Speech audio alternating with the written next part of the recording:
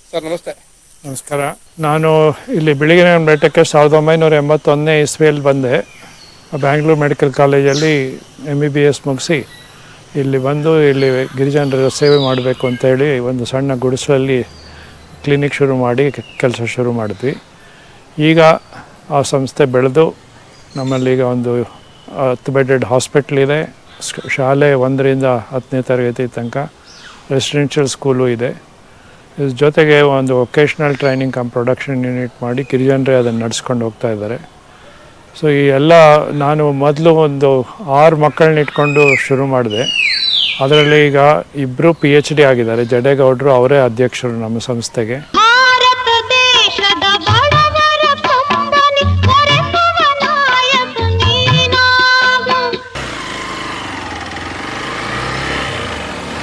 ಅರಣ್ಯ ಮಹಾವಿದ್ಯಾಲಯ ಪೊನ್ನಂಪೇಟೆ.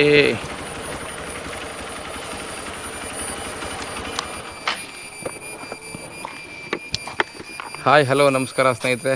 ಜನಪದ ಸಿರಿಯ ಎಲ್ಲ ವೀಕ್ಷಕರಿಗೆ ನಿಮ್ಮ ಜರಗನಹಳ್ಳಿ ಕಾಂತರಾಜು ಮಾಡುವ ನಮಸ್ಕಾರಗಳು. ಸ್ನೇಹಿತರೆ, ಬಿಳಿಗಿರಿ ರಂಗನ ಬೆಟ್ಟದ ವಿವೇಕಾನಂದ ಗಿರಿಜನ ಕಲ್ಯಾಣ ಕೇಂದ್ರದ ಸ್ಥಾಪಕರಾಗಿರ್ತಕ್ಕಂಥ ಪದ್ಮಶ್ರೀ ಡಾಕ್ಟರ್ ಸುದರ್ಶನ್ರವರ ಕುರಿತಾದ ಬದುಕಿನ ಚಿತ್ರಣವನ್ನು ದಾಖಲಿಸ್ತಕ್ಕಂಥ ಒಂದು ಉದ್ದೇಶ ಇಟ್ಕೊಂಡು ಅವರ ಜೀವನ ಮತ್ತು VGKKಯ ಸಂಪೂರ್ಣ ಒಂದು ಪ್ರಯಾಣವನ್ನು ನಾವು ದಾಖಲು ಮಾಡಲಿಕ್ಕೆ ಕೊಡಗಿನ ಪೊನ್ನಂಪೇಟೆಯಲ್ಲಿರ್ತಕ್ಕಂಥ ಅರಣ್ಯ ಮಹಾವಿದ್ಯಾಲಯ ಅಲ್ಲಿ ನಾವು ಬಂದಿದ್ದೀವಿ ಸ್ನೇಹಿತರೆ. ಇಲ್ಲಿ ಸೋಲಿಗ ಸಮುದಾಯದಲ್ಲಿ ಹುಟ್ಟಿ ಡಾಕ್ಟರ್ ಸುದರ್ಶನ್ರವರ ಒಂದು ಆಶೀರ್ವಾದದಿಂದ ವಿದ್ಯಾಭ್ಯಾಸವನ್ನು ಪಡ್ಕೊಂಡು ಇವತ್ತು ಈ ಒಂದು ಕಾಲೇಜಿನಲ್ಲಿ ಪ್ರೊಫೆಸರ್ ಆಗಿ ಕೆಲಸ ಮಾಡ್ತಿರ್ತಕ್ಕಂಥ PhD ಪಡ್ಕೊಂಡಿರ್ತಕ್ಕಂಥ ಡಾಕ್ಟರ್ M ಜಡೇಗೌಡರನ್ನ ಸಂದರ್ಶನ ಮಾಡೋ ಉದ್ದೇಶ ಇಟ್ಕೊಂಡು ಬಂದಿದ್ದೀವಿ ಸ್ನೇಹಿತರೆ. ಸ್ವಾಗತ ನಿಮಗೆ ಕೊಡಗಿಗೆ, ಸ್ವಾಗತ ನಿಮಗೆ ಪೊನ್ನಂಪೇಟೆಗೆ, ಸ್ವಾಗತ ನಿಮಗೆ ಪದ್ಮಶ್ರೀ ಸುದರ್ಶನ್ ಅವರ ಜೀವನಕ್ಕೆ. ಕನ್ನಡ ನಾಡಿನ ರನ್ನ ದರತು ನಾ ಕೇಳೋ ಕಥೆಯನ್ನ, ನಾ ಹೇಳೋ ಕಥೆಯನ್ನ.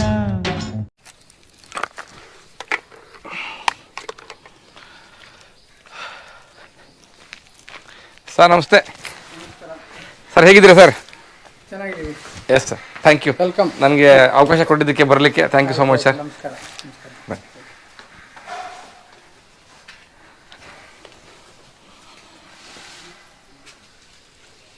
ಸ್ನೇಹಿತರೆ, ಬಿಳಿಗಿರಿ ರಂಗನ ಬೆಟ್ಟದ ವಿವೇಕಾನಂದ ಗಿರಿಜನ ಕಲ್ಯಾಣ ಕೇಂದ್ರದ ಪದ್ಮಶ್ರೀ ಡಾಕ್ಟರ್ ಸುದರ್ಶನ್ರವರ ಬದುಕಿಗೆ ತಮ್ಮೆಲ್ಲರಿಗೂ ಸ್ವಾಗತವನ್ನು ಕೋರ್ತಾ ಬನ್ನಿ ಜಡೇಗೌಡರನ್ನ ಮಾತಾಡ್ಸೋಣ. ವೀಕ್ಷಕರೇ, ಕಳೆದ ಸಂಚಿಕೆಯಲ್ಲಿ ತಾವು ಪದ್ಮಶ್ರೀ ಡಾಕ್ಟರ್ ಸುದರ್ಶನ್ರವರ ಒಂದು ವಿಶೇಷ ಸಂದರ್ಶನ ವರದಿ ಬರುತ್ತೆ ಅಂತ ನೋಡಿದ್ರಿ ಸ್ನೇಹಿತರೆ. ಆ ಒಂದು ವಿವೇಕಾನಂದ ಗಿರಿಜನ ಕಲ್ಯಾಣ ಕೇಂದ್ರ ಬಿಳಿಗಿರಿ ರಂಗನ ಬೆಟ್ಟದ ಆ ಒಂದು ಕುರಿತಂತಹ ಸಮಗ್ರ ವಿಷಯವನ್ನು ತಿಳಿಸ್ಕೊಡ್ಲಿಕ್ಕೆ ನಮ್ಮೊಂದಿಗೆ ಇದ್ದಾರೆ ಡಾಕ್ಟರ್ ಜಡೇಗೌಡರು. ಸರ್ ನಮಸ್ಕಾರ. ಸರ್ ನಮಸ್ಕಾರ. ನನಗೆ VGKK ಬಗ್ಗೆ, ಸುದರ್ಶನ್ ಸರ್ ಬಗ್ಗೆ ಸಂಪೂರ್ಣ ಮಾಹಿತಿ ಕೊಡ್ಬೇಕು ಸರ್ ತಾವು. ಓಕೆ ಕೊಡ್ತೀನಿ. ದಯವಿಟ್ಟು ಕಾರ್ಯಕ್ರಮಕ್ಕೆ ಅವ್ರನ್ನ ಸ್ವಾಗತ ಕೋರ್ತಾ. ಸರ್, ತಮ್ಮ ಮತ್ತು VGKKಯ ನಂಟೇನು, ತಮ್ಮ ಮೂಲ ಏನು ಸ್ವಲ್ಪ ತಿಳಿಸ್ಕೊಡಿ ಸರ್. ನನ್ನ ಹೆಸರು ಜಡೇಗೌಡ ಅಂತ, ಸೋಲಿಗ ಜನಾಂಗದ ಒಬ್ಬ ವ್ಯಕ್ತಿ. ಸೊ ನಾವು ಬಿಳಿಗಿರಿ ರಂಗನ ಬೆಟ್ಟ, ಚಾಮರಾಜನಗರ ಜಿಲ್ಲೆ ಬಿಳಿಗಿರಿ ರಂಗನ ಬೆಟ್ಟದಲ್ಲಿ ನಾವು ಹೆಚ್ಚಿಗೆ ಸೋಲಿಗರು ಇದ್ದೀವಿ. ಹೆಚ್ಚು ಕಡೆ 30,000 ಜನ ಸೋಲಿಗರು ಇದ್ದೀವಿ. ಇಲ್ಲಿ ನಾವು ಭಾಳ ಕಾಲದಿಂದಲೂ ಸೋಲಿಗ ಜನರು ಕಾಡಲ್ಲಿ ಜೀವನ ಮಾಡ್ತಾ ಇದ್ದದ್ದು. ಕಿರು ಅರಣ್ಯ ಉತ್ಪನ್ನಗಳ ಸಂಗ್ರಹಣೆ ಮಾಡುವಂಥದ್ದು ಇರ್ಬೋದು. ಕಾಡಿನಲ್ಲಿ ನಮ್ಮದು ಜೀವನ ಇತ್ತು. ಕಾಡಲ್ಲಿ ವ್ಯವಸಾಯ ಕಮರಿ ಬೇಸಾಯ ಅಂತ ಮಾಡ್ತಾಯಿದ್ವಿ. ಕಾಡಿನಲ್ಲಿ ಏನೇನು ಸಿಗುತ್ತೋ ಅದನ್ನು ಬಳಕೆ ಮಾಡಿಕೊಂಡು ನಾವು ಯಾವುದನ್ನು ಒಂದು ಕಮರ್ಷಿಯಲ್ ಆಗಿ ಮಾಡ್ತಿರ್ಲಿಲ್ಲ. ಜೀವನಾಧಾರಕ್ಕೆ ಏನೇನು ಬೇಕೋ ಅದನ್ನು ಬೆಳ್ಕೊಂಡು ಕಾಡಲ್ಲಿ ಒಳಗಡೆ ಇದ್ವಿ. ಸೊ ಆಗಿನ ಕಾಲದಲ್ಲಿ ಯಾರಾದರೂ ಕಾಡಿಗೆ ಬಂದರೆ ನಮ್ಮನ್ನು ಹಿಡ್ಕೊಂಡು ಎಲ್ಲೋ ಹೋಗ್ಬಿಡ್ತಾರೆ ಅಂತೇಳಿ ಓಡಿ ಮರ ಹತ್ಬಿಡ್ತಿದ್ದೀವಿ ನಾವು. ಸೊ ಈ ಥರ ಎಲ್ಲ ಇತ್ತು. ಸೊ ಈಗಿರುವಂಥ ಕಾಲದಲ್ಲಿ ಯಾಕೆ ನೀವು ಜನಗಳನ್ನ ಮನುಷ್ಯರನ್ನ ನೋಡ್ತಿದ್ರು ಅಂದರೆ ಅವರು ಹೊಸಬರು ಬೇರೆಯವ್ರು ಬಂದು ಎಲ್ಲೋ ನಮ್ಮನ್ನು ಕರ್ಕೊಂಡು ಹೋಗ್ಬಿಡ್ತಾರೆ ಅಂತ ಒಂದು ಭಯ ಆಯ್ತು ಅವ್ರಿಗೆ. ಹೌದಾ? ಯಾಕೆಂದರೆ ಕಾಡಲ್ಲಿ ಅಲ್ಲಿ ಎಲ್ಲಿ ಬೇಕಾದ್ರೂ ಇರ್ಬೋದಾಗಿತ್ತು. ಮತ್ತು ನಿರಾರ್ಗಳವಾಗಿ ಎಲ್ಲ ಕಡೆ ಹೋಗ್ತಾ ಇದ್ವಿ. ಆದರೆ ಇದೀಗ ಏನಂದರೆ ಹೊಸಬರು ಬಂದಾಗ ಅವರು ಭಯ, ಏನೋ ನಮ್ಮನ್ನೇನೋ ಮಾಡಿಬಿಡ್ತಾರೆ, ಏನೋ ಅಷ್ಟು ವಿದ್ಯಾವಂತರಾಗಿರಲಿಲ್ಲ ಆಗ. ಸೊ ಹಾಗಾಗಿ ಕಾಡೇ ಅವ್ರಿಗೆ ಒಂದು ದೇವರು, ಕಾಡೇ ಒಂದು ವನ, ಈ ಥರ ಒಂದು ಇದರಿಂದ ಅವ್ರಿಗೆ ಆ ಥರ ಆಯಿತು ಮೊದಲು. ಸೊ ಆಗಿನ ಕಾಲದಲ್ಲಿ ಡಾಕ್ಟರ್ ಸುದರ್ಶನ್ ಅವರು ಅಂದರೆ 1980ನೇ ಇಸ್ವಿಯಲ್ಲಿ ನಾವು ಚಿಕ್ಕವರು, ಒಂದು 5, 6, 7, 8 ವರ್ಷ ಚಿಕ್ಕವರಾಗಿದ್ದಾಗ ಅವರು ಕಾಡಿಗೆ ಬಂದರು. ಕಾಡಿಗೆ ಬಂದು ಅವರು ಡಾಕ್ಟ್ರು ಬೆಂಗಳೂರು ಬೆಂಗಳೂರು ಮೆಡಿಕಲ್ ಕಾಲೇಜಲ್ಲಿ ಓದಿ ವೈದ್ಯರಾಗಿ ರಾಮಕೃಷ್ಣ ಆಶ್ರಮ ಕಲ್ಕತ್ತಾದಲ್ಲೂ ಕೆಲಸ ಮಾಡಿ ಅವರು ಅಲ್ಲಿಗೆ ಬಂದ್ರಂತೆ. ಸರ್, ನನಗೆ ಮೊದಲನೇದಾಗಿ ಈ ಬುಡಕಟ್ಟು ಜನಾಂಗದಲ್ಲಿ ವಿಶೇಷವಾಗಿ ಗುರುತಿಸ್ಕೊಳ್ತಕ್ಕಂಥ ಚಾಮರಾಜನಗರ ಭಾಗದ ಸೋಲಿಗ ಸಮುದಾಯದ ಜನಗಳ ಬಗ್ಗೆ ತಿಳಿಸ್ಕೊಡ್ತೀರಾ ಸರ್? ಆ್ಯಕ್ಚುಲಿ ಸೋಲಿಗ ಜನರು ನಮ್ಮದು ಪ್ರಾಚೀನ ಜನಗಳಲ್ಲಿ ನಮ್ಮವರು ಒಂದು ಜನಾಂಗ. ಇದು ಬಿಳಿಗಿರಿ ರಂಗನ ಬೆಟ್ಟ, ಮಹದೇಶ್ವರನ ಬೆಟ್ಟ ಮತ್ತು ಈ ಕಡೆ ಹಿಮಗೋಪಾಲ ಸ್ವಾಮಿ ಬೆಟ್ಟ, ಈ ಪ್ರದೇಶದಲ್ಲಿ ಹೆಚ್ಚಿಗೆ ಇದ್ದಾರೆ ನಮ್ಮ ಸೋಲಿಗರು. ಸೋಲಿಗರು ಆ್ಯಕ್ಚುಲಿ ಅಂದರೆ ಸೋಲಾ ಅಂದರೆ ಶೋಲಾ ಫಾರೆಸ್ಟ್ ಅಂದರೆ ಮೇಲೆ ಎತ್ತರವಾದ ಥಿಕ್ ಫಾರೆಸ್ಟು ಅಥವಾ ದಟ್ಟವಾದ ಅರಣ್ಯದಿಂದ ಬಂದವರು ಅಂತಾನು ಅರ್ಥ ಇದೆ. ಸೋಲೈ ಅಂದ್ರೆ ದಟ್ಟವಾದ ಅರಣ್ಯದಿಂದ ಬಂದವರು ಸೋಲಿಗರು ಅಂತ ಅರ್ಥನೂ ಇದೆ. ಶೋಲಾ ಫಾರೆಸ್ಟ್ ಅಂದ್ರೆ ಅರಣ್ಯ ನಿತ್ಯ ಹರಿದ್ವರ್ಣದ ದಟ್ಟವಾದ ಅರಣ್ಯ ಅಂತಾನು ಅರ್ಥ ಇದೆ. ಅಲ್ಲಿಂದ ಬಂದವರು ಅಂತಾನು ಅರ್ಥ ಇದೆ. ಸೋಲಿಗ ಅಂದ್ರೆ who came from shola forest ಅಂತ ಒಂದು ಅರ್ಥ ಇದೆ. ಎರಡನೇ ಅರ್ಥ ಸೋಲಿಗರು ಅಂದ್ರೆ ಈ ಬಿದಿರಿನ ಸೋಲೆ ಅಂದ್ರೆ ಬಿದಿರಿನ ಒಂದು ಬಿದಿರನ್ನ ಕಟ್ ಮಾಡಿದಾಗ ಒಳಗಡೆ ಒಂದು ಅದರ ಇದ್ರದ್ದು ಸೋಲೆ ಅಂತ ಒಂದಿರುತ್ತೆ, ವೈಟ್ ಪೇಪರ್ ಟೈಪ್, ಅಲ್ಲಿಂದ ಒರಿಜಿನೇಟ್ ಆದ್ರು ಅಂತಾನು ಅರ್ಥ ಇದೆ. ಅಥವಾ ಬ್ಯಾಂಬೂ ಹ್ಯಾಲೋ ಇಂದ ಬಂದ್ರು ಅಥವಾ ಬ್ಯಾಂಬೂ ಸೋಲೆಯಿಂದ ಬಂದ್ರು. ಬ್ಯಾಂಬೂ ಬಿದಿರಿನ ಸೋಲೆ ಅಂದ್ರೆ ಏನರ್ಥ, ಅದು ಏನಂತಾರೆ ಕನ್ನಡದಲ್ಲಿ ಹೋಲ್ ಇದು ಮಾಡ್ತೀವಲ್ಲ, ಇದಕ್ಕೆ ಬಿದಿರಿನ ತೆಗೆದ್ರೆ ಎರಡು ಭಾಗ ಮಾಡ್ದಕ್ಕೆ ಅದಕ್ಕೆ ಹೋಳು. ಇವರು ಬಿದಿರಿನ ಹೋಳಿನಿಂದ ಅವರು ಜನ್ಮ ಅದು ಬಂದವರು ಅಂತಾನು ಅರ್ಥ ಕೊಡುತ್ತೆ. ಸೊ ಇವೆರಡು ಅರ್ಥನು ಸೋಲೈ ಇರ್ಬೋದು, ಸೋಲಿಗ ಇರ್ಬೋದು, ಸೋಲೆ ಇರ್ಬೋದು, ಇವೆಲ್ಲ ಏನು ಅರ್ಥ ಕೊಡುತ್ತೆ ಅಂದರೆ ಪರಿಸರದಿಂದ ಬಂದ ವ್ಯಕ್ತಿಗಳು, ಪರಿಸರದಿಂದನೇ ಅವರು ಉತ್ಪತ್ತಿಯಾದ ಅಂತ ಜನಾಂಗ ಅಂತ ಒಂದು ಅರ್ಥನ ಕೊಡುತ್ತೆ. ಅದು ಹೌದು. ಉದಾಹರಣೆಗೆ ಈಗ ನಮ್ಮಲ್ಲಿ ಇರುವಂಥ ಹಾಡುಗಳಿರ್ಬೋದು, ಜಾನಪದ ಹಾಡುಗಳಿದೆ, ಜಾನಪದ ಕಥೆಗಳಿದೆ, ಜಾನಪದ ನಾಲೆಡ್ಜ್ ಅಂದರೆ ಜಾನಪದ ಜ್ಞಾನ ಇದೆ, ಅದೆಲ್ಲ ಪರಿಸರದ ಬಗ್ಗೆ ವಿವರಣೆ ಮಾಡುತ್ತೆ. ಉದಾಹರಣೆಗೆ ಗೋರುಕನ ಅಂತ ಒಂದು ಹಾಡು ಹೇಳ್ತೀವಿ. ಗೋರುಕನ ದೊಡ್ಡ ಸಂಪಿಗೆ ನನ್ನೊಡೆಯ ಕಾತು ಕಾಪಾಡಿ ಮಡಗುನಯ್ಯ ಅಂತ ಒಂದು ಹಾಡು ಹೇಳ್ತೀವಿ. ಗೋರುಕ ಅಂದರೆ ಆಕ್ಚುಲಿ ಅರ್ಥ ಅದರ ಅರ್ಥ ಏನಂದ್ರೆ ವೆಬ್ ಆಫ್ ಲೈಫ್. ಗೋರುಕ ಅಂದ್ರೆ ಸ್ಪೈಡರ್ ಅಂತ. ಸ್ಪೈಡರ್ ಅಂದ್ರೆ ಅದ ಹೆಂಗೆ ಗೋರುಕನ ಬಲೆ ಕಟ್ಟುತ್ತದಲ್ಲ, ಬಲೆ ಹೆಂಗ್ ಕಟ್ಟುತ್ತೆ, ಅದು ಒಂದು ಪರಿಸರದ ಒಂದು ಏನು ಫುಡ್ ವೆಬ್ ಅಂದ್ರೆ ಒಂದು ಏನಂತಾರೆ ಕನ್ನಡದಲ್ಲಿ ವೆಬ್ಬಿಗೆ ಜಾಲ. ಹೌದು. ಒಂದು ನಮ್ಮ ಜೀವನವನ್ನ ಒಂದು ಜೀವಿಗಳ ಅಂತರ್ಜಾಲ ಅಂತ ಒಂದು ಅರ್ಥ ಕೊಡುತ್ತೆ. ಅಂದ್ರೆ ಈ ನಮ್ಮ ಪ್ರಾಣಿಗಳು ಜೀವಜಾಲನ ವರ್ಣನೆ ಮಾಡುವುದಕ್ಕೆ ಗೋರುಕ ಅಂದ್ರೆ ಅದು ಇದರಲ್ಲಿ ಬರುತ್ತೆ. ಯಾವುದು ಈ ಜಾನಪದ ಹಾಡುಗಳಲ್ಲಿ ಬರುತ್ತೆ. ಅದು ಜಾನಪದ ಅದೇನು ಮಾಡುತ್ತೆ, ಅದೇನು ವಿವರಣೆ ಕೊಡುತ್ತೆ ಅಂದ್ರೆ ಈ ಒಂದು ನಮ್ಮ ಜೀವನ ಒಂದು ಅಂತರ್ಜಾಲ, ಒಂದು ಜೀವಜಾಲ ಅನ್ನೋದು ಅರ್ಥ ಕೊಡುತ್ತೆ. ನೋಡಿ, ಅದು ಜಾನಪದ ಇರ್ಬೋದು, ಅದ್ರಲ್ಲಿ ಅರ್ಥ ಬಹಳ ಚೆನ್ನಾಗಿದೆ. ಸೊ ಈ ತರ ಒಂದು ವಿಷಯ ಇದೆ ಅದ್ರ ಬಗ್ಗೆ.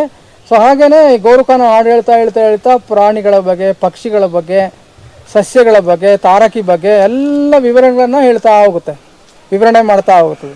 ಅಂದ್ರೆ ಸೋಲಿಗ ಸಮುದಾಯದ ಜನಪದ ಶೈಲಿಗೆ ಹೆಸರು ಗೋರುಕನ ಅಂತಲ್ಲ? ಸೋಲಿಗ ಜನಾಂಗದ ಜೀವನ ಶೈಲಿಗೆ ಹೆಸರ ಅಲ್ಲ, ಅದು ಹಾಡನ.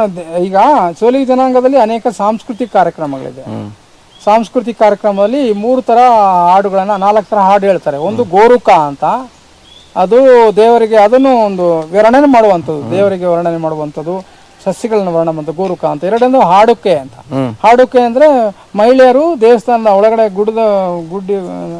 ದೇವರ ಗುಡಿ ಮುಂದೆ ಕೂತ್ಕೊಂಡು ದೇವರಿಗೆ ಪ್ರಾರ್ಥನೆ ಮಾಡುವಂಥದ್ದು, ಅದಕ್ಕೆ ಹಾಡುಕೆ ಅಂತಾರೆ. ಹಾಡುಕೆ ಸಹ ಎಲ್ಲ ತರದ ಪರಿಸರದ ವಿವರಣೆ ಮಾಡುತ್ತೆ. ಆಮೇಲೆ ಇನ್ನೊಂದು ಓಲೆಗ ಅಂತ ಒಂದಿದೆ. ಓಲೆಗ ಅಂದ್ರೆ ದೇವರನ್ನ ಬರ್ಸಕ್ಕೆ, ಮನಸ್ಸಿನ ಮೇಲೆ ದೇವರು ಬರುತ್ತೆ ಅವ್ರಿಗೆ. ಅಂದ್ರೆ ಪ್ರಕೃತಿಯಲ್ಲಿ ಅವ್ರು ದೇವ್ರು ಬಂದಿದೆ ಅಂತ ದೇವರ ಹತ್ರ ಡೈರೆಕ್ಟ್ ಆಗಿ ಮಾತಾಡುವವರು ನಮ್ಮವರು. ಆತರ ಅಂದ್ರೆ ಡೈರೆಕ್ಟ್ ಆಗಿ ಈ ತರ ದೇವ್ರು ನನಗೆ ಈ ತರ ಕಷ್ಟ ಆಗ್ತಾ ಇದೆ ದೇವ್ರ ಬರ್ಸ್ಲಿಕ್ಕೆ, ದೇವರಿಗೆ ಪ್ರಾರ್ಥನೆ ಮಾಡಕ್ಕೆ ಒಂದು ಓಲೆಗ ಅಂತ. 4ನೇದು ಕಗ್ಗ ಅಂತ ಇರ್ತಾರೆ. ಹಬ್ಬಾಚರಣೆ ಮಾಡುವಾಗ ಸಂಭ್ರಮಣೆಯಿಂದ ದೇವರನ್ನ ಒಂದು ಕಡೆಯಿಂದ ಇನ್ನೊಂದು ಕಡೆಗೆ ಸಾಗಿಸುವಾಗ ಆ ಹಾಡನ್ನ ಹೇಳ್ತಾರೆ. ಕತ್ತಿ ಹಿಡ್ಕೊಂಡು, ದೊಣ್ಣೆ ಹಿಡ್ಕೊಂಡು ಈ ತರ ಹಾಡು ಹೇಳ್ತಾ ಹೋಗ್ತದೆ. ಅದಕ್ಕೆ ನಾವು ಕಗ್ಗ ಅಂತ ಹೇಳ್ತೀವಿ. ಈ ತರ 4 ತರ ಶೈಲಿಯಲ್ಲಿ ನಮ್ಮ ಸೋಲಿಗರ ಜಾನಪದ ಸಾಂಸ್ಕೃತಿಕ ಕಾರ್ಯಕ್ರಮ ಇರುತ್ತೆ. Nice sir. ಇದು ಸೋಲಿಗರ ಜನಪದ ಪ್ರಕಾರಗಳು ಹೌದು ಅಲ್ವಾ? ಅದಾದ ನಂತರ ನಾನು ಹೇಳೋದು ಕಾಡ್ಗೆ ಹೇಗೆ ಬಂದು ಸೇರ್ಕೊಂಡ್ರು ಅಂತ ಸೋಲಿಗರು. ಈಗ ಕಾಡು ಅಂದ್ರೆ ಅದು ನಾನೊಬ್ಬ ವಿಜ್ಞಾನಿಯಾಗಿ ಗೊತ್ತಾಗಲ್ಲ ನನಗೆ ಅದು ಯಾವ ಥರ ಬಂದರು ಅಂತ. ಈಗ ಹಿಂದಿನ ಕಾಲದಲ್ಲಿ ಕಾಡೆಲ್ಲ ಅಲ್ಲೇ ಪ್ರಾಚೀನ ಜನರೇ ಅವರು ಅಲ್ಲೇ ಇದ್ದವರು. ಯಾಕೆಂದ್ರೆ 2500-3000 ವರ್ಷಗಳ ಹಿಂದೆ ಇದ್ದಾರೆ ಅಂತೇಳಿ ಕೆಲವು ಸಮಾಧಿಗಳು, ಕಲ್ಲಿನ ಸಮಾಧಿಗಳು ಇದೆ ಅಲ್ಲಿ ಬಿಳಿಗಿರಿ ರಂಗನ ಬೆಟ್ಟ ಅಲ್ಲಿರುವಂತ ಸ್ಯಾಂಕ್ಚುರಿಯಲ್ಲಿ. ಅಂದ್ರೆ ಬಿಳಿಗಿರಿ ರಂಗನ ಟೈಗರ್ ರಿಸರ್ವ್ ಅಲ್ಲಿ ಈ ತರ ಹುಲಿ ಸಂರಕ್ಷಿತ ಪ್ರದೇಶದಲ್ಲಿ ನೀವು ನೋಡ್ಬೋದು. ಅಲ್ಲಿ ಸಮಾಧಿಗಳಿದೆ ಅಂತ ಹೇಳ್ತಾರೆ. ಅದು 3000-4000 ವರ್ಷಗಳಿಂದ ಇದ್ರು ಜನ, ಸೋಲಿಗರ ಇದ್ರು ಅಂತ ಹೇಳಕ್ ಆಗ್ತಾ ಇಲ್ಲ. ಬಟ್ ಅದು ಅಲ್ಲಿನ ಪ್ರಾಚೀನ ಜನರು ಅನ್ನೋದನ್ನ ಅದನ್ನ ತೋರಿಸ್ಕೊಡುತ್ತೆ. ಅಂದ್ರೆ ಈಗ ಒಂದೊಮ್ಮೆ ಯಾವತ್ತೋ ಹಿಂದೆ ಇಡೀ ಪ್ರಪಂಚವೆಲ್ಲ ಕಾಡೆ. ಹೌದು ಹೌದು. ಈಗ ಅಭಿವೃದ್ಧಿ ಆಗ್ತಾ ನಗರಗಳು ಬರ್ತಾ ಇದೆ. ಸೊ ಅದು ಕಾಡು ಅಂದಾಗ ಮನುಷ್ಯ ಅನ್ನೋ ಜೀವಿ ಇದ್ರೆ ಕಾಡಲ್ಲಿ ಇರಕ್ ಸಾಧ್ಯ. ಹೌದೌದು. ಹಾಗಾಗಿ ಅವ್ರೇನಾಗಿದೆ, ನೀವು ಹೇಳೋ ಪ್ರಕಾರ ಅವ್ರ ಭವಿಷ್ಯ ಕಾಡಲ್ಲೇ ಎಲ್ಲರೂ ಸಿಟಿಗೆ ತೋಟಗಳನ್ನು ಮಾಡ್ಕೊಂಡು ಮೈದಾನ ಪ್ರದೇಶಕ್ಕೆ ಬಂದ್ರು ಅನ್ಸುತ್ತೆ. ಅವರು ಅಲ್ಲಿ ಬರ್ಲಿಲ್ಲ, ಅವರು ಕಾಡಲ್ಲೇ ಇದ್ದಾರೆ ಪ್ರಾಚೀನ ಕಾಲದಿಂದ ಅಂತ ಅರ್ಥನೂ ಕೊಡುತ್ತೆ. ಯಾಕಂದ್ರೆ ನೀವು ನೋಡಿ ಯಾವುದೇ ಒಂದು ಹಾಡು ಹೇಳ್ತಾರೆ ಅಂತ ತಿಳ್ಕೊಳ್ಳಿ, ಯಾವುದೇ ಒಂದು ಕಲೆ ಇರ್ಬೋದು, ಅವರದ ಕೌಶಲ್ಯ ಇರ್ಬೋದು, ಎಲ್ಲಾನು ಪ್ರಕೃತಿ ಗಿಡ ಮರಗಳ ಬಗ್ಗೆ ಇದೆ ಹೊರತು ಬೇರೆ ತರ ಸಮುದ್ರ ಹೀಗಿದೆ, ಈ ಪ್ರದೇಶ ಹೀಗಿದೆ ಅಂತ ವಿವರಣೆ ಇಲ್ಲ.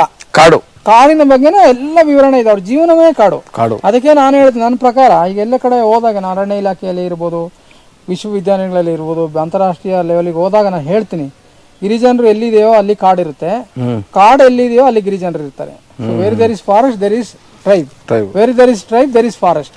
ಸೊ ಹಾಗಾಗಿ ಅವರು ಅವಿನಾಭಾವ ಸಂಬಂಧ, ದೂರ ಮಾಡಕ್ಕಾಗಲ್ಲ. ಅದಕ್ಕೆ ಈಗ ಎಲ್ಲರೂ ಕೋ ಎಕ್ಸಿಸ್ಟೆನ್ಸ್, ನಾವು ಒಂದು ಸಹಬಾಳ್ವೆ ಮಾಡ್ಬೋದು, ಪರಿಸರ ಇರ್ಬೋದು, ನಾವು ಬದುಕಬಹುದು ಅನ್ನೋದಕ್ಕೆ ಈ ಸೋಲಿಗರದೇ ಒಂದು ನಿಜವಾದ ಉದಾಹರಣೆ ಅಂತ ನನ್ನ ಒಂದು ಆಲೋಚನೆ. ಯಾಕೆಂದ್ರೆ ಇದು ಬೇರೆ ಸೋಲಿಗರ ಬಿಟ್ಟರೆ ಬೇರೆ ತರದ ಗಿರಿಜನರು ಇದ್ದಾರೆ ನಮ್ಮ ಕರ್ನಾಟಕ ರಾಜ್ಯದಲ್ಲಿ. ಒಟ್ಟು 12 ತರದ ನಮ್ಮ ಬುಡಕಟ್ಟು ಜನಾಂಗಗಳು ನಮ್ಮ ಕರ್ನಾಟಕ ರಾಜ್ಯದಲ್ಲೇ ಇದ್ದಾರೆ. ಕಾಡಂಚಲ್ಲಿ ಇರೋರು ಒಟ್ಟು 8 ಜಿಲ್ಲೆಯಲ್ಲಿ 12 ತರದ ಜನಗಳಿದ್ರೆ, ವೆಸ್ಟರ್ನ್ ಘಾಟ್ಸ್ ಅಲ್ಲಿ ಹೆಚ್ಚಿಗೆ ಇರ್ತಾರೆ. ಸೊ ಅವ್ರದ್ದು ವಿಶೇಷವಾದ ಸಂಸ್ಕೃತಿ, ಜಾನಪದ ಕಲೆ ಎಲ್ಲ ಇದೆ, ಜಾನಪದ ಕಾರ್ಯಕ್ರಮಗಳಿದೆ, ಸಾಂಸ್ಕೃತಿಕ ಕಾರ್ಯಕ್ರಮ ಎಲ್ಲಾನು ಪರಿಸರದ ಬಗ್ಗೆ ವಿವರಣೆ ಮಾಡುತ್ತೆ. ಸೊ ಹಾಗಾದಕ್ಕೆ ಅದುದರಿಂದ ನಾವೇನು ಹೇಳ್ಬೋದು, ಅವ್ರನ್ನ ಒಂದು ಪ್ರಾಚೀನ ಜನರು, ಕಾಡು ಜನರು ಅಂತಾನೆ. ಅದಕ್ಕೆ ಬೆಟ್ಟ ಗಿರಿಜನ ಅಂದ್ರೆ ಕಾಡಲ್ಲಿ ಇರುವಂತ ಜನಗಳು, ಜನಗಳು. ಅದಕ್ಕೆ ಸರ್ ಸೋಲಿಗರ ವ್ಯವಸಾಯನೂ ಸರಿ, ಅದೇ ಅಂದ್ರೆ ಅವರು ಬೆಳೆದು ಬಂದಂತಹ ಒಂದು ಡೆವಲಪ್ಮೆಂಟ್ ಪ್ರಾಸೆಸ್ ನ ತಿಳಿಸ್ಕೊಡ್ಬೋದಾ? ಅಂದ್ರೆ ಈಗ ತಾವು ಅಲ್ಲೇ ಹುಟ್ಟಿ ಬೆಳೆದು ಬಂದಿರೋದ್ರಿಂದ ಸೋಲಿಗರು ಯಾವ ರೀತಿ ಅಭಿವೃದ್ಧಿಯ ಈ ಒಂದು ಸಮಾಜಕ್ಕೆ ಬೆಳೀತಾ ಬಂದ್ರು, ಅಥವಾ ಬರ್ತಾ ಇದ್ದಾರಾ, ಅಥವಾ ಬರೋದಕ್ಕೆ ಆಗ್ತಿಲ್ವಾ, ಅಥವಾ ಅದ್ರ ಬಗ್ಗೆ ಸ್ವಲ್ಪ ಮಾತಾಡಿ ಸರ್. ಈಗ ಏನಂದ್ರೆ ಪ್ರಾಚೀನ ಕಾಲದಿಂದ ಕಾಡಲ್ಲೇ ಇದ್ದಿದ್ದರಿಂದ ಸೋಲಿಗರು, ನಮ್ಮ ಜನಗಳು ಕಾಡಲ್ಲೇ ಇದ್ರು. ಹಾಗಾಗಿ ಹೊರ ಜಗತ್ತಿಗೆ ಅಷ್ಟು ಪರಿಚಯ ಇರಲಿಲ್ಲ. ಹೊರಗಿನವರು, ನಾನು ಬಾಲ್ಯದಲ್ಲಿದ್ದಾಗ ಹೊರಗಿನವರು ಬಂದು ಕೆಲವು ಉಪ್ಪು ಮತ್ತು ಇಂಥದನ್ನೆಲ್ಲ ತರವರು. ಅಂದ್ರೆ ಅವರಲ್ಲಿ ಎಕ್ಸ್ಚೇಂಜ್ ಎಲ್ಲ ಬಾರ್ಟರ್ ಸಿಸ್ಟಮ್ ಇತ್ತು, ಕೊಂಡುಕೊಳ್ಳುವಂತ ಕೊಡುಕೊಳ್ಳುವಿಕೆ ಇತ್ತು, ಎಕ್ಸ್ಚೇಂಜ್ ಬಾರ್ಟರ್ ಸಿಸ್ಟಮ್ ಇತ್ತು. ಸೊ ಅದನ್ನ ಮಾಡ್ತಾ ಇದ್ರು. ಆದ್ರೆ ಕಾಡಲ್ಲೇ ಇದ್ರಿಂದ ಏನಾಗಿದೆ ಅಂದ್ರೆ ಹೊರಗಿನ ಪ್ರಪಂಚದ ಬಗ್ಗೆ ಅವ್ರಿಗೆ ಅರಿವು ಇರಲಿಲ್ಲ. ಕಾಡಿನ ಬಗ್ಗೆ ಅಪಾರ ಜ್ಞಾನ ಇತ್ತು ಅವ್ರಿಗೆ. ಎಲ್ಲಿ ಯಾವ ಪ್ರದೇಶದಲ್ಲಿ ಏನ್ ಗಿಡಗಳಿದೆ, ಯಾವ ಕಮರ್ಷಿಯಲ್ ಅಥವಾ ಒಂದು ಕಮರ್ಷಿಯಲ್ ಥಾಟ್ಸ್ ಇರಲಿಲ್ಲ.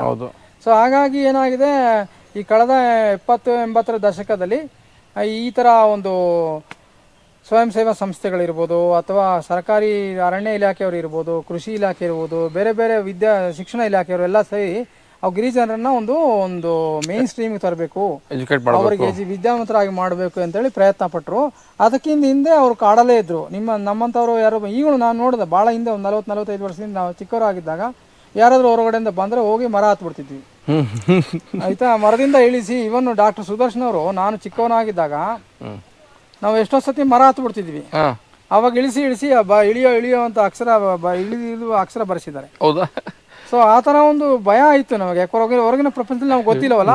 ಅಲ್ಲಿ ಬಹಳ ಆರೋಗ್ಯವಾಗಿದ್ರು ಮತ್ತೆ ಚೆನ್ನಾಗಿದ್ರು.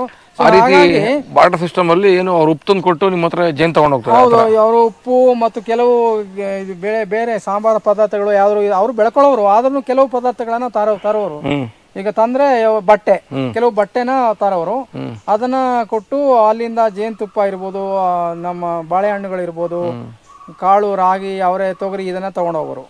ಸೊ ಹಾಗಾಗಿ ಜೇನುತುಪ್ಪನೂ ಹೆಚ್ಚಿಗೆ ತೊಗೊಳ್ಳೋರು. ಆದ್ದರಿಂದ ಆ ಥರ ಒಂದು ಎಕ್ಸ್ಚೇಂಜ್ ಇತ್ತು ಆವಾಗಿನ ಕಾಲದಲ್ಲಿ. ಇದು ಸೋಲಿಗರದ್ದು ಕಾಡಲ್ಲಿ ಏನು ವ್ಯವಸಾಯ ಉಂಟಾ ಹೇಗೆ ಅಂತ? ಆ್ಯಕ್ಚುಲಿ ವ್ಯವಸಾಯ ನನ್ನ ಮಾಸ್ಟರ್ಸ್ ಡಿಗ್ರಿಗೆ ಈ ಸೋಲಿಗರ ವ್ಯವಸಾಯ ಪದ್ಧತಿಗಳ ಬಗ್ಗೆ ಅಧ್ಯಯನ ಮಾಡಿದ್ದೀನಿ. ಮಾಸ್ಟರ್ಸ್ ಡಿಗ್ರಿ ಅಲ್ಲಿ ಬಿಳಿಗಿರಿ ರಂಗನ ಬೆಟ್ಟದಲ್ಲಿ ಸೋಲಿಗರು ಯಾವ ಥರ ಈ ಬೆಳೆಗಳನ್ನು ಬೆಳೀತಾರೆ, ಅದರಲ್ಲಿ ವೈವಿಧ್ಯತೆ ಏನಿದೆ, ಅದು ಯಾವ ಥರ ವ್ಯವಸಾಯ ಪದ್ಧತಿ ಇದೆ, ಅದ್ರ ಬಗ್ಗೆ ನಾವು ಅಧ್ಯಯನ ಮಾಡಿದಾಗ ಸೋಲಿಗರ ವ್ಯವಸಾಯ ಪದ್ಧತಿ ಒಂದು ನೈಸರ್ಗಿಕ ಕೃಷಿಯನ್ನು ಹೋಲಿಕೆ ಆಗುತ್ತೆ. ಅಂದರೆ ಮಣ್ಣನ್ನು ಹೆಚ್ಚಿಗೆ ಉಳಲ್ಲ ಅವರು, ದೊಡ್ಡ ದೊಡ್ಡ ಟ್ರ್ಯಾಕ್ಟರ್ ತಂದು ಅಥವಾ ಇದರಿಂದ ನೇಗಿಲಿಂದ ಉಳಲ್ಲ. ಯಾಕೆ ಉತ್ತರೆ ಏನಾಗುತ್ತೆ, ಮಣ್ಣಿನ ಫಲವತ್ತತೆ ಕಡಿಮೆ ಆಗುತ್ತೆ, ಮಣ್ಣು ಅದರ ಸ್ಟ್ರಕ್ಚರ್ ಅದರ ರಚನೆಯನ್ನ ಕಡಿಮೆ ಮಾಡ್ಕೊಳುತ್ತೆ. ಸೊ ಹಾಗಾಗಿ ಏನು ಮಾಡ್ತಾರೆ, ಅವರು ಗುದ್ದಲಿಯಿಂದ ಅದನ್ನ ಅಗೆದು ಅದು ವ್ಯವಸಾಯ ಮಾಡ್ತಾ ಇದ್ರು, ಕಳೆನೆಲ್ಲ ತೆಗಿತಾ ಇದ್ರು. ಅದರಿಂದ ಗುದ್ದಲಿ ಆಗುವಾಗ ನಮ್ಮ ಫಸ್ಟ್ ದಪ್ಪ ಬೀಜ ಇರುವಂತ ಗಿಡಗಳನ್ನ ಹಾಕ್ತಾ ಇದ್ರು. ಆ ನಂತರ ಅದು ಇಷ್ಟ ಇಟ್ಟು ಬಂದ ಮೇಲೆ ರಾಗಿ, ಮಸ್ಟರ್ಡ್ ಮತ್ತು ಅಮರಾಂತ ಮೂರನ್ನು ಮಿಕ್ಸ್ ಮಾಡಿ ಸ್ಪ್ರೆಡ್ ಮಾಡ್ತಾ ಇದ್ರು. ಸ್ಪ್ರೆಡ್ ಮಾಡಿ ಆಮೇಲೆ ಮಣ್ಣಿಂದ ಅದನ್ನ ಮಿಕ್ಸ್ ಮಾಡಿದ್ದು ಜೊತೆಗೆ ಕಳೆನೂ ತೆಗಿತಾ ಇದ್ರು, ಮಣ್ಣನ್ನು ಗಿಡಗಳಿಗೆ ಕಟ್ತಾ ಇದ್ರು. ಈ ತರ ಒಂದು ವ್ಯವಸಾಯ ಪದ್ಧತಿ ಇತ್ತು. ಅದು ಯಾವತ್ತೂ ರಾಸಾಯನಿಕ ಆಗ್ತಿರ್ಲಿಲ್ಲ, ಒಂದು ಹಾಕ್ಲಿಕ್ಕೆ ಸಿಗ್ತಾ ಇರಲಿಲ್ಲ. ಅದೊಂಥರ ಒಳ್ಳೇದೇ ಆಯ್ತು, ಯಾಕಂದ್ರೆ ಮಣ್ಣಿನ ಫಲವತ್ತತೆ ನಾಶ ಆಗುತ್ತೆ ಹೆಚ್ಚಿಗೆ ರಾಸಾಯನಿಕ ಆಗ್ತಾ ಹೋದ್ರೆ. ಸೊ ಹೀಗಾಗಿ ಬೆಳೆನ ಒಂದೇ ಹೊಲದಲ್ಲಿ ಹೆಚ್ಚು ಕಡಿಮೆ ಒಂದು ರೈತ ನಮ್ಮ ಸೋಲಿಗರು ಒಂದು ಎಕರೆ 2 ಎಕರೆಯಲ್ಲಿ ಒಂದು 40ರಿಂದ 50 ಥರದ ಬೇರೆ ಬೇರೆ ತಳಿಗಳನ್ನ ಬೆಳೀತಾ ಇದ್ರು. ರಾಗಿ, ರಾಗಿಲೇ 4-5 ಥರ ತಳಿ, ಅವರಲ್ಲೇ 4-5 ಥರ ತಳಿ, ತೊಗರಿ, ಈ ತರ ಬೇರೆ ಬೇರೆ ಬೀಜಗಳು ಹೇಗೆ ಸಿಗ್ತಾ ಇತ್ತು ಅಂದ್ರೆ ಬಹಳ ಕಾಲದಿಂದನೂ ಅದು ಸಂರಕ್ಷಣೆ ಮಾಡ್ಕೊಂಡು ಅವರಿಗೆ ಬಿತ್ತಲಿಕ್ಕೆ ಬೇರೆ ತರ ಒಂದು ಸಂಗ್ರಹಣೆ ಮಾಡಿ ಅದನ್ನ ಶೇಖರಣೆ ಮಾಡ್ಕೊಳ್ತಾ ಇದ್ರು. ಆ ಕಾಲದಲ್ಲಿ ಅದನ್ನ ಹಾಕ್ತಾ ಇದ್ರು. ಸೊ ಅದನ್ನೆಲ್ಲ ಬೆಳೆದು ಆ ಬೆಳೆದಂತ ದೇವರಿಗೆ ಅದನ್ನ ಅರ್ಪಣೆ ಮಾಡಿ ದೇವರಿಗೆ ಅದನ್ನ ಹಬ್ಬ ಮಾಡ್ತಾ ಇದ್ರು. ರೊಟ್ಟಿ ಹಬ್ಬ ಅಂತ, ಹೊಸರಾಗಿ ಹಬ್ಬ, ರೊಟ್ಟಿ ಹಬ್ಬ. ಅಂದ್ರೆ ಮನಸ್ಸು ಬಳಕೆ ಮಾಡೋದಕ್ಕೆ ಮುಂಚೆ ಅದು ದೇವರಿಗೆ ಅರ್ಪಣೆ ಮಾಡಿ ಅದನ್ನು ಅವರು ಮಾಡ್ತಾ ಇದ್ರು. ಸೊ ಹೀಗಾಗಿ ಅದರ ಪರಿಸರದಲ್ಲಿ ಏನೇನು ಬೆಳೀತಾರೋ ಅದು ದೇವರಿಗೆ ಅರ್ಪಣೆ ಮಾಡೋದು. ಮತ್ತೆ ಅದೊಂದು ಸಂಸ್ಕೃತಿ, ಕೃಷಿ ಅನ್ನೋದು ರೊಟ್ಟಿ ಹಬ್ಬ, ದೊಡ್ಡ ಸಂಪಗೆ ಇರ್ಬೋದು, ಬಿಳಿಗಿರಿ ರಂಗನ ಬೆಟ್ಟ ಇರ್ಬೋದು, ಕನ್ನೇರೆ ಕಾಲುವೆ, ಎಲ್ಲಾ ಕಡೆ ದೊಡ್ಡ ರೊಟ್ಟಿ ಹಬ್ಬನ ಮಾಡ್ತಾರೆ. ಉದಾಹರಣೆಗೆ ಮಾರ್ಚಿಂದ ಫೆಬ್ರವರಿ ಟು ಮಾರ್ಚ್ ಮೇವರೆಗೂ ನಡೆಯುತ್ತದೆ ಆ ಕಾರ್ಯಕ್ರಮ ಸಮ್ಮರ್ ಅಲ್ಲಿ. ಸೊ ಬಹಳ ಚೆನ್ನಾಗಿರ್ತದೆ. ಎಲ್ಲಾ ಜನಗಳು ಸೇರಿ ಎಲ್ಲ ಸೇರಿ ಪೂಜೆ ಮಾಡಿ ಈ ತರ ಹಬ್ಬ ಮಾಡುವಾಗ ದೇವ್ರ ಮನಸ್ಸಿನ ಮೇಲೆ ದೇವ್ರು ಬರುತ್ತೆ. ಸೊ ಅವಾಗ ಇದನ್ನೆಲ್ಲ ಹೇಳ್ತದೆ, ಈ ತರ ನೀವು ಸೈಂಟಿಸ್ಟ್ ಆಗಿ ಅದನ್ನ ಮಾತಾಡಬಹುದಾ? ಅದೇನಂದ್ರೆ ಸೈಂಟಿಸ್ಟ್ ಆಗಿ ದೇವರು ಬರೋದು ಅಂದ್ರೆ ಅದೊಂಥರ ಟ್ರಾನ್ಸೆಂಡೆಂಟ್ ಮೈಂಡ್ ಅಂತ. ಟ್ರಾನ್ಸೆಂಡೆಂಟ್ ಮೈಂಡ್ ಅಂದ್ರೆ ಅದರಲ್ಲಿ ಆ ದೇವರ ಬಗ್ಗೆ ತುಂಬಾ ಒಂದು ತಲ್ಲೀನರೇ ಆಗ್ಬಿಡ್ತಾರೆ ಮನುಷ್ಯರು. ಅದೊಂಥರ ವಿಜ್ಞಾನಿಗೆ ನಾನು ಅಬ್ಸರ್ವ್ ಮಾಡಿದ ಪ್ರಕಾರ, ಈಗ ರಾಮಕೃಷ್ಣ ಪರಮಹಂಸರು ಇರ್ಬೋದು, ದೊಡ್ಡ ದೊಡ್ಡ ಋಷಿಗಳಿರ್ಬೋದು, ಅವರೆಲ್ಲ ಏನು ಮಾಡ್ತಾರೆ, ಧ್ಯಾನ ಮಾಡ್ತಾ ಇರುವಾಗ ಮನಸ್ಸು ಪೂರ್ತಿ ತಲ್ಲೀನ ಆಗುತ್ತೆ ಯಾವುದೋ ಒಂದು ವಿಷಯವಾಗಿ. ಸೊ ಆ ಥರದಲ್ಲಿ ಒಂದು ಟ್ರಾನ್ಸೆಂಡೆಂಟ್ ಮೈಂಡಿಗೆ ಹೋಗ್ತಾರೆ. ಸರಿ ಅದನ್ನ ಮೂಢನಂಬಿಕೆ ಅಂತಲೂ ಹೇಳ್ಬೋದು. ಯಾಕೆಂದ್ರೆ ಅದು ಕೆಲವು ಒಳ್ಳೆಯ ತರದಲ್ಲಿ ಒಳ್ಳೆ ತಗೋಬಹುದು, ಕೆಟ್ಟ ತರದ ಅಂದ್ರೆ ಬೇರೆ ತರದಲ್ಲೂ ಅದನ್ನ ಆಲೋಚನೆ ಮಾಡಬಹುದು. ಅಂದ್ರೆ ಅದೊಂದು ಮಿತ್, ಒಂದು ನಮ್ಮ ಒಂದು ನಂಬಿಕೆ ಅಷ್ಟೇ. ಅದು ವೈಜ್ಞಾನಿಕವಾಗಿ ಸರಿ ಇದೆ ಅಂತ ನಾನು ಹೇಳಕ್ಕಾಗಲ್ಲ. ಒಂದು ಸಂಸ್ಕೃತಿಯ ಒಂದು ಭಾಗ. ಅದು ಸಂಸ್ಕೃತಿಯಿಂದ ಬಂದ್ರೆ ನಾವು ಒಪ್ಕೋಬಹುದು, ತಪ್ಪೇನಿಲ್ಲ. ಅದು ಅವರ ಕಲ್ಚರ್ ಅಲ್ವಾ, ಕಲ್ಚರ್ ಅಲ್ಲಿನೂ ಹೇಳ್ತದೆ. ದೇವರು ಬಂದು ನಾನು ಕೇಳಿದ್ದೀನಿ, ಈ ತರ ನೀನು ಪ್ರಾಣಿಗಳನ್ನ ರಕ್ಷಣೆ ಮಾಡ್ತೀನಿ, ಮತ್ತೆ ಬೇಗ ಮಳೆ ಬರ್ಸ್ತೀನಿ ಅಂತಾರೆಲ್ಲ ದೇವ್ರು ಹೇಳುತ್ತೆ. ಒಳ್ಳೇದಾಗುತ್ತೆ, ತಪ್ಪು ಮಾಡೋನಿಗೆ ತಪ್ಪಾಗಿದೆ ಅಂತಲೂ ಹೇಳ್ತದೆ ನೋಡಿ. ಹಿಂಗೆ ಈ ತರ ಎಲ್ಲ ಒಂದು ಪಾಸಿಟಿವ್ ಆಗಿ ಇದೆ. ಸೊ ಕೆಲವರು ಸತಿ ಆರೋಗ್ಯ ಚೆನ್ನಾಗಿಲ್ಲ, ನನಗೆ ಕಾಯಿಲೆ ಇದೆ ಅಂತ ಇರೋರಿಗೆ ನೀನ್ ಚೆನ್ನಾಗ್ ಆಗ್ತೀಯಾ, ನೀನ್ ಒಳ್ಳೇದಾಗುತ್ತೆ ಅಂತ ಹೇಳ್ತಾನೆ. ಮಾನಸಿಕವಾಗಿ ಒಳ್ಳೇದಾಗಿ ಬಹಳ ಬೆಳವಣಿಗೆ ಆಗುತ್ತೆ. ಈ ತರ ಎಲ್ಲ ಆಗುತ್ತೆ. ಮೋಟಿವೇಶನ್ ಆಗುತ್ತೆ. ಮಾನಸಿಕ ಬದಲಾವಣೆಗೂ ಸಹ ಕೆಲವು ಸತಿ ದೇವರ ಹತ್ರ ಹೋಗ್ತಾರೆ ಜನ. ನಿಜ. ಹಂಗಾಗಿ ಈಗ ನಿಮ್ಮ ಸೋಲಿಗ ಜನಾಂಗದಲ್ಲಿ ವಿದ್ಯೆ ಕಡಿಮೆನಾ? ಅದೇ, ಈಗ ವಿದ್ಯೆ ಅಂದ್ರೆ ಮೊದಲಿನ ಕಾಲಂದ್ರೆ ನಾವು ಕಾಡಲ್ಲಿ ಇದ್ರಿಂದ ಶಿಕ್ಷಣ ಇರಲಿಲ್ಲ ನಮಗೆ. ಇದು ಏನಂತಾರೆ, ಲಿಟ್ರಸಿಗೆ ಸಾಕ್ಷರತೆ ತುಂಬಾ ಕಡಿಮೆ ಇತ್ತು. ಡಾಕ್ಟರ್ ಸುದರ್ಶನ್ ಅವರು 1979-80 ಬಂದಾಗ ಅವರು ಹೇಳೋ ಪ್ರಕಾರ 3% ಲಿಟ್ರಸಿ ಇತ್ತಂತೆ. 3%? ಸಾಕ್ಷರತಾ ಓನ್ಲಿ 3% ಇತ್ತು. ಈಗ ಹೆಚ್ಚು ಕಡಿಮೆ ಒಂದು 60-70% ನಮ್ಮ ಪ್ರದೇಶದಲ್ಲಿ ಇದೆ. ಕಳೆದ 40 ವರ್ಷದಿಂದ ಇದು ಬದಲಾವಣೆ ಆಗಿದೆ. ಸೊ ಶಿಕ್ಷಣದಿಂದ ನಾವು ವಂಚಿತರಾಗಿದ್ದೀವಿ. ಹಿಂದೆ ಡಾಕ್ಟರ್ ಸುದರ್ಶನ್ ಅವರು ಬಂದ ಮೇಲೆ ಶಿಕ್ಷಣಕ್ಕೆ ಆದ್ಯತೆಯನ್ನು ಕೊಟ್ಟಿದ್ದಾರೆ. ಅದಕ್ಕೆ ಹಿಂದೆನೂ ಶಿಕ್ಷಣ ಇಲಾಖೆಯವರು, ಅರಣ್ಯ ಇಲಾಖೆಯವರು ಮತ್ತು ಬೇರೆ ಬೇರೆ ಇಲಾಖೆಗಳಿಂದ ಅನೇಕ ಪ್ರಯತ್ನಗಳು ಮಾಡಿದ್ದಾರೆ. ಆದರೆ ಹೆಚ್ಚಿನ ಪ್ರಯತ್ನ ಮತ್ತು ಅಭಿವೃದ್ಧಿಯ ಒಂದು ದಾರಿಯನ್ನು ಡಾಕ್ಟರ್ ಸುದರ್ಶನ್ ತೋರಿಸ್ಕೊಟ್ಟಿದ್ದಾರೆ.